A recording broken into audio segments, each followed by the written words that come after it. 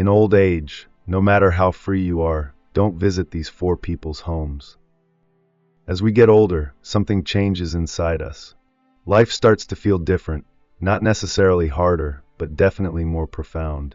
We begin to see things through a lens we didn't have when we were younger, and with that comes a realization. We don't have all the time in the world anymore. Our energy becomes more valuable, our peace of mind becomes more precious, and our sense of purpose becomes clearer. Yet, no matter how free we become, no matter how much we think we've figured out life, there are certain people whose presence in our lives will only drain us, even if they don't mean to. I'm sure you've felt it, walking away from certain conversations or spending time with certain people, only to feel more exhausted than when you started. It's like you've given a piece of yourself without realizing it, and before you know it, they've taken so much that you don't even recognize how much you've lost. It's not always obvious at first, but as you get older, you start to see the patterns. The people who bring you down, hold you back, or demand more from you than you can give. Those are the people you need to keep at arm's length. But how do you know who they are? The truth is, there are four types of people who, no matter how much freedom you have or how much you care, you shouldn't be visiting anymore. Not because they're bad people, but because their presence in your life, over time, will take more than you're willing to give. You'll find yourself questioning your choices, doubting your worth, or simply feeling emotionally and mentally exhausted from trying to maintain a connection that no longer serves you. And I'm not here to tell you to cut people out of your life for no reason. I'm here to share something important: the power of recognizing these individuals and learning how to protect yourself from them. As you get older, it's not about being harsh or unkind. It's about understanding that your time and energy are limited. They're precious, and how you spend them matters. The people you allow into your space, your mind, and your heart should support your growth, not drain it. So, if you're ready to dive in, let's talk about the four people whose homes you should never visit, no matter how much free time you think you have. Because at the end of the day, it's not about how many people you know. It's about the ones who bring out the best in you, not the worst. And when you understand that, life becomes a whole lot clearer. Number 1, the victim mentality. Let's dive into the first type of person you should avoid as you get older. The person who has mastered the art of seeing themselves as a victim. Now, I'm not talking about someone who's been through legitimate hardship or pain. We all have our struggles, and we all deserve empathy and support.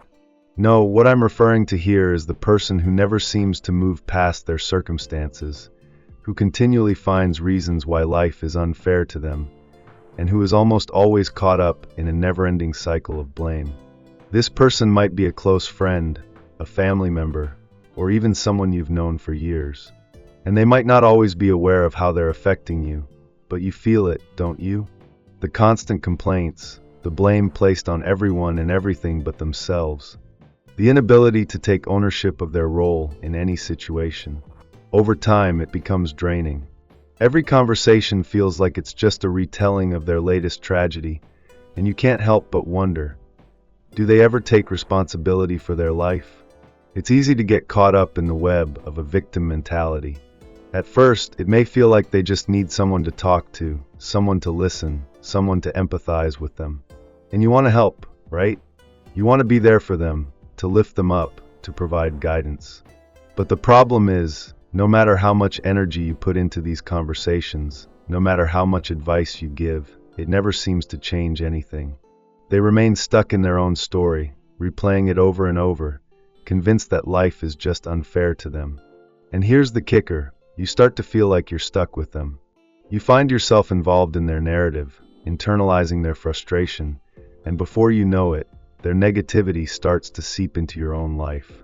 You leave their house feeling weighed down, like you've just taken on a burden that wasn't yours to carry in. The first place, it's not that you don't care about them, it's that you can't keep rescuing someone who doesn't want to help themselves. And when you're older, you start to recognize this truth. You can't save everyone, and you don't have the energy to keep trying. The emotional toll of constantly hearing complaints without any forward movement takes a real, tangible toll on your mental health. It doesn't matter how many times you encourage them or offer solutions. If they're not willing to take responsibility and make changes, your presence only serves as a reminder of their inability to move forward.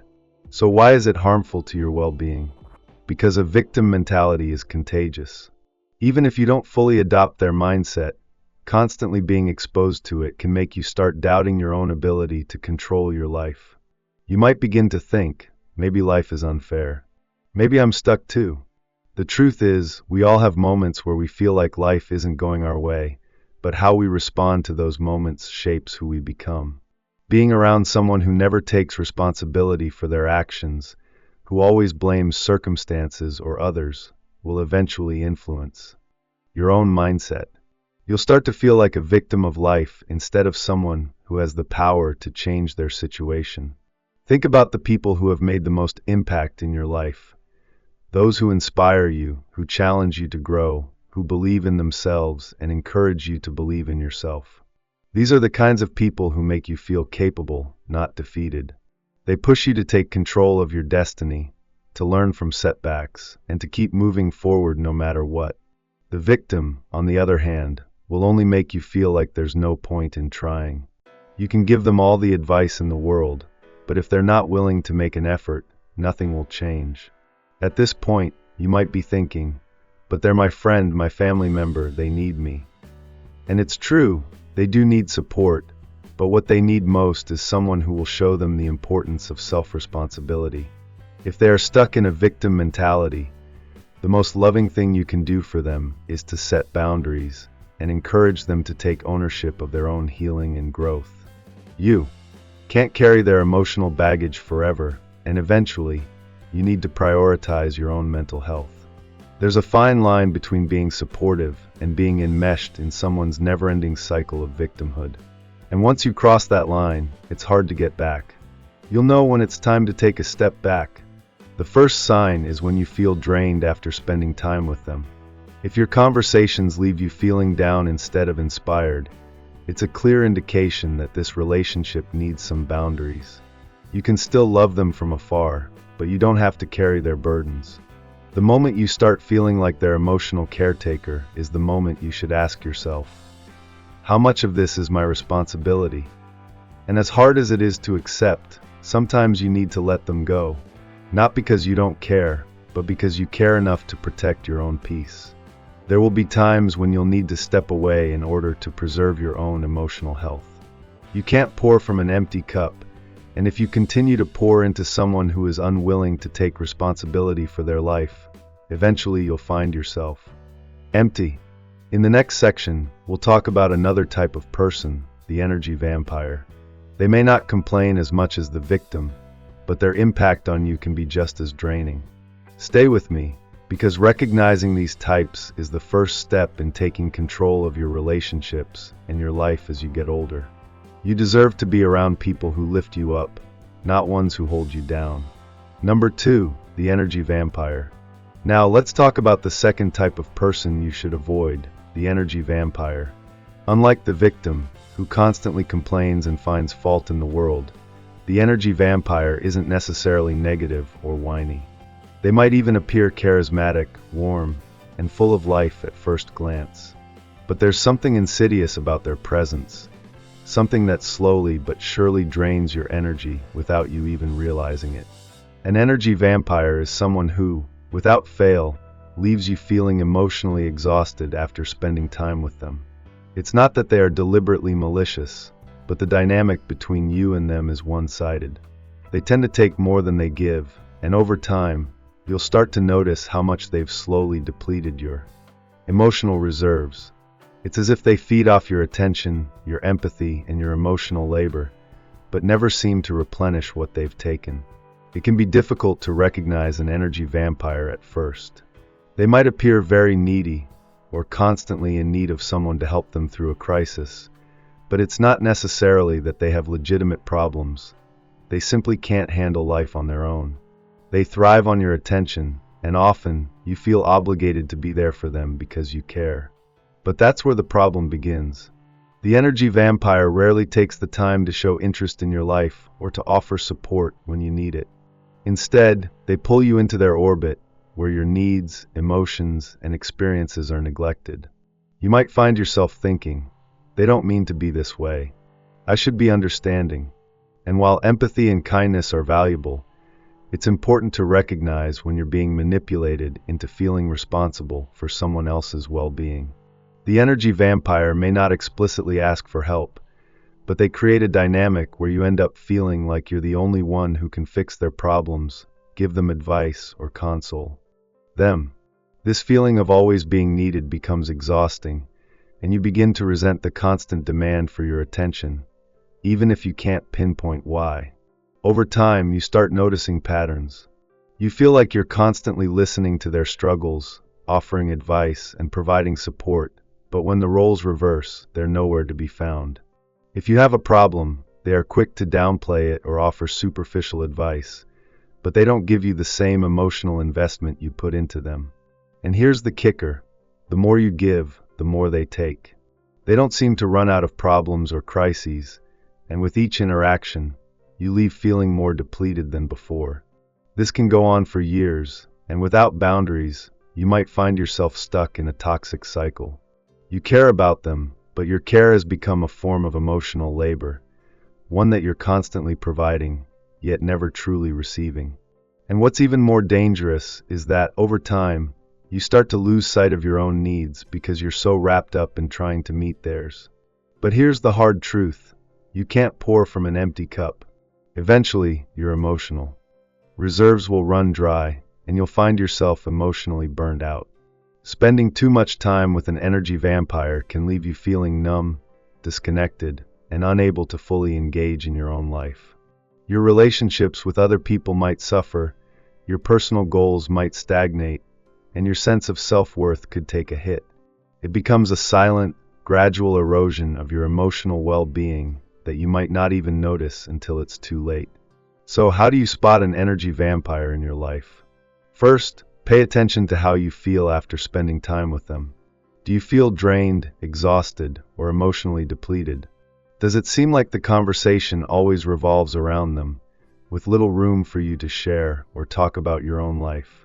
If the answer is yes, you might be dealing with an energy vampire. Another key sign is the lack of reciprocity. They might seem like a good friend when it comes to venting their problems or asking for help, but when it's your turn, they might suddenly become unavailable, uninterested, or dismissive of your concerns. Now, you might wonder, but how can I just walk away from someone I care about? And that's a valid question. The truth is, setting boundaries with an energy vampire isn't easy. It can feel harsh, and you might feel guilty for not being there for them as much as they need you. But here's the thing: being compassionate towards someone doesn't mean you have to sacrifice your own well-being. Setting boundaries is an act of self-care, not selfishness. You can still love them and care about their struggles, but you don't have to allow them to drain your emotional energy to the point where you have nothing left for yourself. Start by being honest with them about how you feel. Express that you've been noticing how tired you feel after spending time together, and that you need some space to recharge. If they truly value the relationship, they'll understand and respect your need for boundaries. If they don't, that's a clear signal that their relationship with you is more about them than it is about mutual care.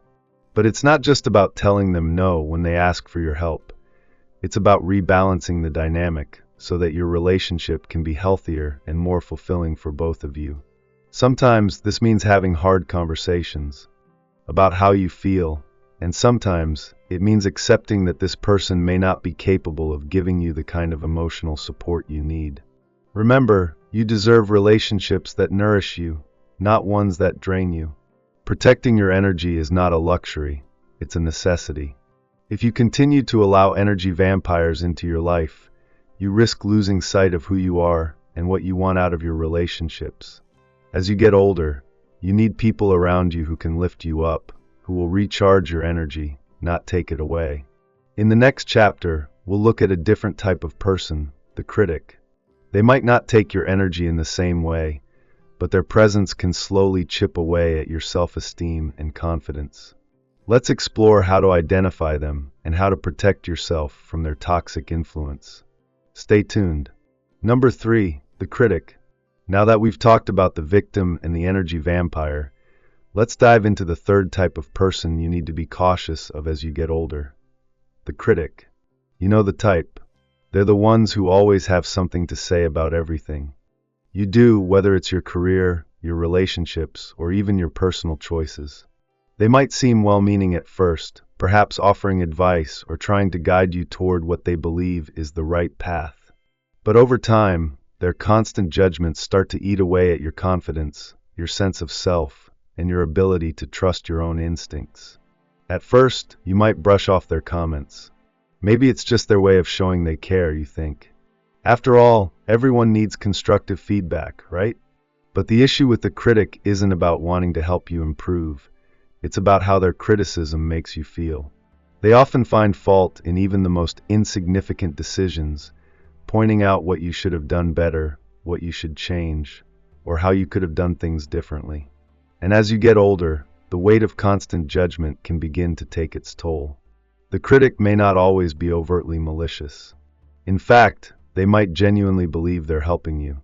But the problem arises when their feedback becomes more about them and their views of the world, rather than your own desires, needs, and happiness.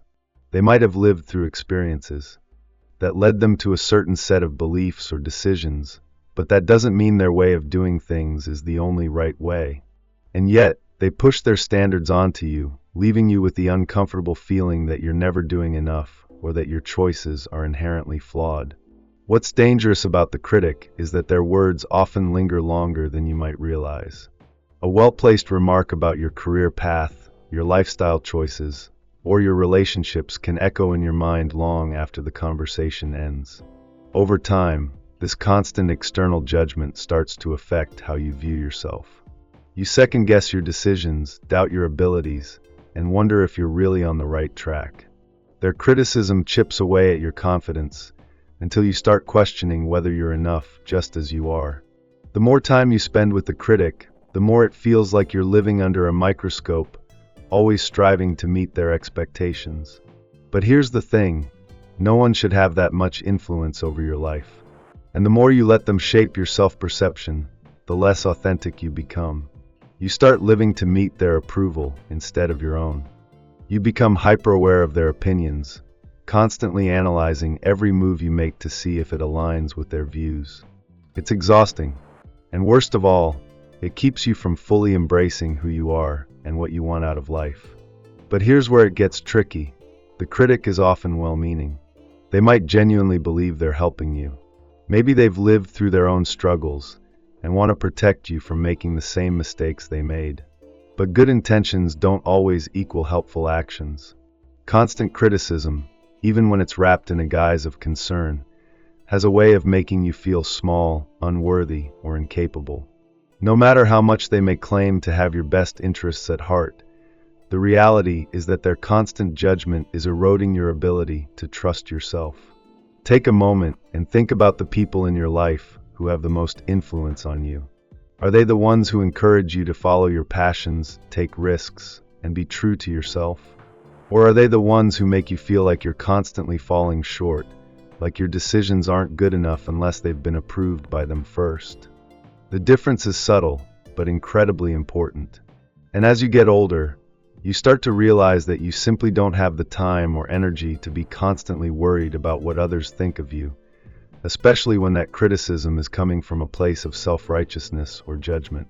So, how do you recognize the critic in your life? It's not always as obvious as someone berating you for every little mistake. Sometimes it's more subtle, a backhanded compliment here, a remark about how you could be doing better there. The critic may act like they're offering guidance, but their feedback often feels more like an attack on your choices. Their tone may seem caring or concerned, but deep down, you feel like you're never measuring up.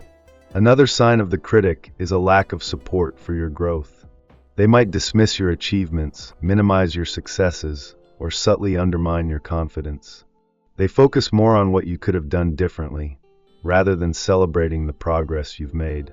When you're around them, it feels like nothing you do is ever enough.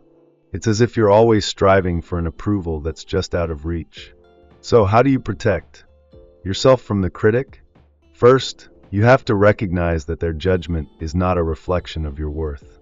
Just because they see things a certain way doesn't mean their perspective is right for you. You are entitled to make your own decisions, follow your own path, and live your life according to your own values. And while feedback is important, it should never come at the cost of your self-esteem or your ability to trust yourself. One way to manage the critic in your life is by setting boundaries. You don't have to engage in every conversation where they feel the need to offer unsolicited advice. If their criticism becomes too overwhelming, it's okay to distance yourself or to redirect the conversation to more supportive, positive topics. You don't owe anyone constant access to your life or your choices, especially if they're using that access to tear you down. But here's the key. You have to learn to stand strong in your own sense of self. When you know who you are, when you're confident in your decisions, the critic's words start to lose their power. You don't need validation from someone who doesn't understand your journey. Instead, you begin to trust your own judgment, your own instincts, and your own experiences. As you get older, it becomes increasingly clear that the people you spend your time with should be the ones who lift you up, not ones who make you feel like you're constantly falling short. The critic is a tough one because they often claim to have your best interests at heart, but their influence can be insidious. You have to be able to discern between helpful feedback and harmful criticism, and make sure you're surrounding yourself with people who truly support and encourage your growth. In the next chapter, we'll explore the final type of person to watch out for, the drifter. They might not criticize or drain your energy, but their lack of direction can lead you down a path of stagnation and apathy. Let's dive into how to recognize and deal with this type of person, so you can continue to move forward on your own path. Number 4, the drifter. Now let's talk about the fourth and final type of person you need to be cautious of as you get older, the drifter. This person isn't necessarily toxic or draining in the traditional sense, but they have a quietly insidious effect on your life that, over time, can hold you back from the growth and progress you're striving for. The drifter is someone who lacks direction, purpose, or clear goals in life. They go through the motions, float from one day to the next, without a real sense of where they're headed. They seem content with just getting by, and that indifference can rub off on you in ways you might not initially recognize. At first, the drifter might seem easygoing, relaxed, even carefree. They don't seem to have the weight of the world on their shoulders like everyone else. They might be great to hang out with, and they may be fun to talk to when you just want to pass the time. But when you really stop and think about it, you realize that they're not really doing anything. They have no real plans, no passions, no drive to accomplish anything substantial. They're not working toward any long-term goals or investing in personal growth. And here's the subtle danger. Spending too much time with them can cause you to lose sight of your own ambitions and sense of purpose. The drifter doesn't ask the tough questions about life like, what do I want? What can I contribute? What do I want my future to look like? Instead, they wander aimlessly, reacting to life instead of shaping it. They might float from one job to the next, jump into relationships that don't align with their true desires, or pursue hobbies without any real passion or intention behind them. There's a lack of commitment to any one thing, and it's as though they're waiting for life to show them the way, rather than taking charge of their own direction. This kind of behavior can feel unsettling when you're trying to move forward with purpose in your own life. You start to realize that their lack of motivation is affecting you more than you'd like to admit. You might find yourself spending time with them, talking about things you both enjoy, only to walk away with a subtle sense of disconnection from your own goals. You begin to question, what am I really doing? Where am I going? And it's not because you've lost your way, but because they haven't found theirs, and their aimlessness is starting to rub off on you. You might start to wonder if you're being too hard on them. After all, they're not hurting anyone, and maybe you should just let them live their life in peace. But the truth is, as you get older, your time becomes more precious, and the people you spend it with matter more than ever. If you're constantly surrounded by people who aren't going anywhere, you risk losing momentum in your own life. Their inability to commit to anything, whether it's a career, a relationship, or personal development, can subtly make you question whether it's really necessary to keep pushing for more.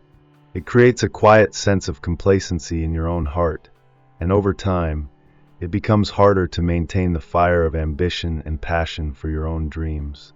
The drifter might not actively try to drag you down, but their lack of direction can lead you into stagnation.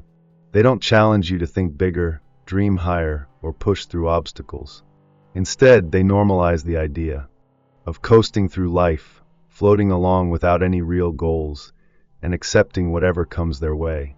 And as much as you may enjoy their company or feel a sense of loyalty to them, you begin to realize that spending too much time in their orbit is like treading water. You're not moving forward, you're not gaining ground, you're just staying in place. You may even notice that when you hang out with them, your sense of ambition starts to fade. You might think, maybe I'm overthinking things. Maybe I don't need to be so focused on my career. Maybe it's okay to just take it easy. And while it's absolutely important to take breaks and relax from time to time, there's a difference between taking a well-deserved rest and adopting a permanent state of complacency. The drifter has the ability to make you question the very things that drive you, and over time, that lack of motivation can become contagious. Now, don't get me wrong, there's nothing wrong with taking life at a slower pace, enjoying the moment, and appreciating the simpler things. But when you're constantly surrounded by people who lack direction, or who don't challenge you to think bigger, your own sense of ambition starts to wane. You may find yourself asking, why bother trying so hard when they're perfectly content just getting by? And that's when you need to step back and reevaluate who you're spending your time with. So, how do you recognize a drifter in your life? It's someone who doesn't set goals, doesn't have a vision for the future, and seems content with just existing rather than truly living. They might be easy to get along with and fun to hang out with in the moment, but they rarely talk about the future, and they never make plans for anything meaningful.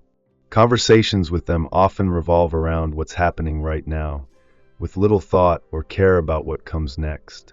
They're comfortable with mediocrity, and their lack of ambition can leave you feeling like your own goals aren't that important. The drifter doesn't mean to hold you back. They might even be completely unaware of the impact they have on your mindset. But the reality is, their passivity can subtly infect your own drive, making you question whether all the hard work you're putting in is worth it. Spending too much time with them can make you complacent, making you forget that there's more to life than just getting by. How do you deal with a drifter? The first step is recognizing their influence and acknowledging that you need more from your relationships than simply getting by. It's essential to surround yourself with people who push you to reach your potential, who encourage you to think bigger and strive for more. People who are passionate about their own goals and who understand the value of working towards something meaningful. But that doesn't mean you need to cut off the drifter completely. You don't have to be harsh or abandon them.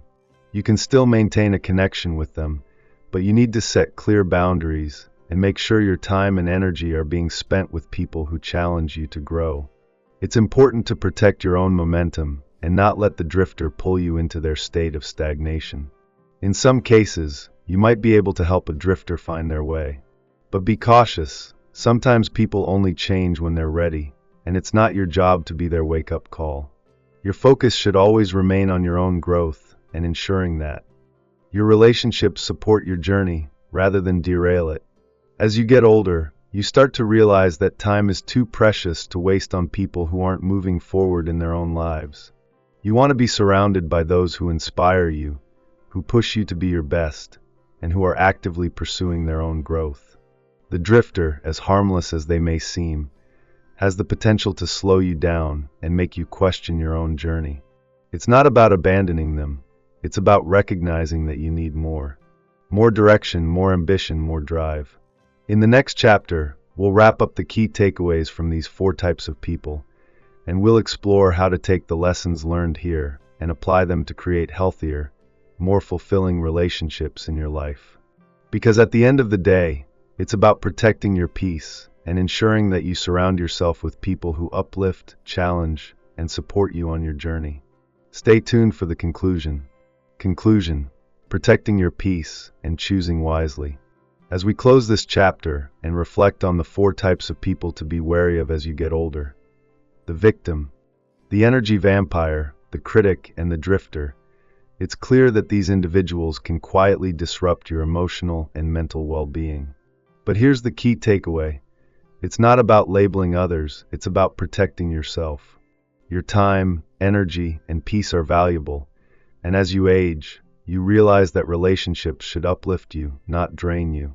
Helping others is beautiful, but you can't pour from an empty cup. The most compassionate thing you can do for someone stuck in these patterns is to allow them to take responsibility for their own growth, while you focus on preserving your own. Setting boundaries isn't an act of cruelty, it's an act of self-respect. You're entitled to choose relationships that contribute positively to your life. By distancing yourself from draining individuals, you make room for healthier, more fulfilling connections with those who challenge and support you. As you grow older, your relationships should be with people who help you grow, who offer genuine support, and who inspire you to reach your potential. Take a moment to evaluate your circle. Are they lifting you up or holding you back? Do they encourage your dreams or undermine your efforts? These are the people who shape your journey. Remember, your growth is your responsibility. While offering love and support to others is important, you must prioritize your own emotional health. Your time and energy are too precious to waste on anyone who doesn't value them as much as you do. Surround yourself with those who challenge you to be better, help you grow, and make life richer. Choose wisely and protect your peace, because the people you keep close will shape the life you live. You deserve nothing less.